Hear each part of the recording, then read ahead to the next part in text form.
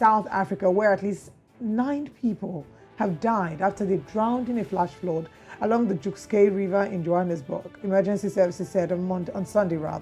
Officials said that they were swept away during a baptism ceremony. It's believed that another 8 people are still missing.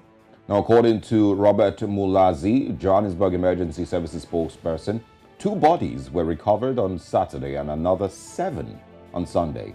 The number is expected to rise as the search and rescue operations continues. Mulazi said that 33 worshippers had gathered along the banks of the river in the Johannesburg suburb of Bramley Park for the baptism ritual on Sunday, December 3rd, where a sudden storm caused the flash flood and a strong current. Congregations often gather to conduct church rituals, including cleansing and baptism, along the Jukskei River, which runs along many townships, including Alexandra in the east of Johannesburg. This is a sad story on all levels. Very sad, very heartbreaking. I mean, there's no way they could have foreseen the flood. But this is why it's important. I mean, for those who are conducting baptisms, we understand it's a part of your religious rituals. I would think that there are swimming pools that they would do that for.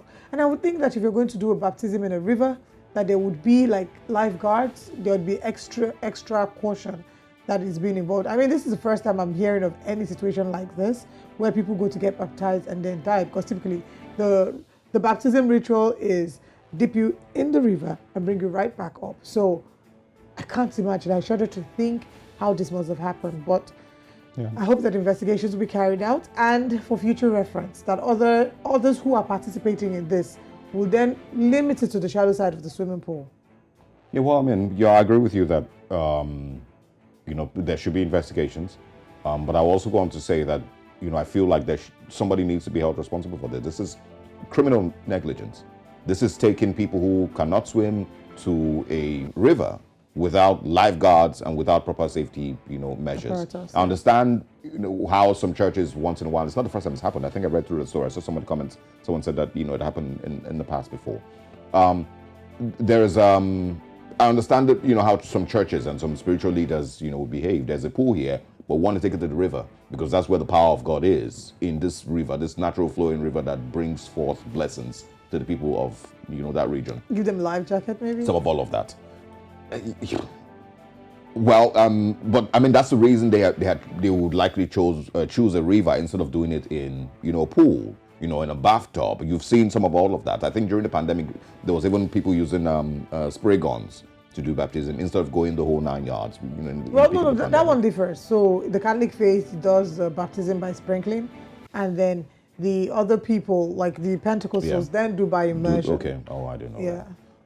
But according to for what you're hearing, that the number of people who have been confirmed dead has increased to 13. It's no longer 7. So it's a heartbreaking story. And if I was a member of that church or a family member who lost their life, I would be suing the church or whoever it is that took 33 people to a river without proper security or safety measures put in place.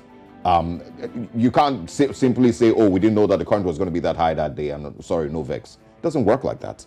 People have lost their lives. 13 people so far have lost 14. their lives, or 14 have lost their lives so far. And so somebody needs to be held responsible. Indeed. It can't just be this cannot happen again. We need to set measures in place to let people know that whenever you were negligent about certain things, this is what the result would be. So we need to put systems and structures in place to prevent this from recurring. Because the unfortunate incidents is people will cry, will mourn, they'll be sad, and after a while they'll get over it and they'll be back to business as usual. No, it cannot be business as usual. We need to put structures in place to prevent this from happening. And this is an appeal to people, religious individuals, churches, mosques, traditional worshippers. As much as you engage in rituals and activities that are allowed, that you have the right to perform, to engage in within your religion, please do it within reference or the confines of safe environments, especially when you're taking other people there as well.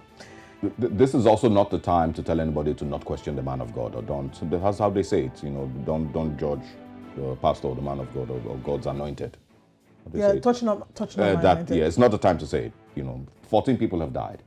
And someone took them there, someone failed to protect them, someone failed to make necessary arrangements, for them to ensure that they go and they come back home safe. Very sad. It's not the time. That's just the way to say Pastors go to jail too.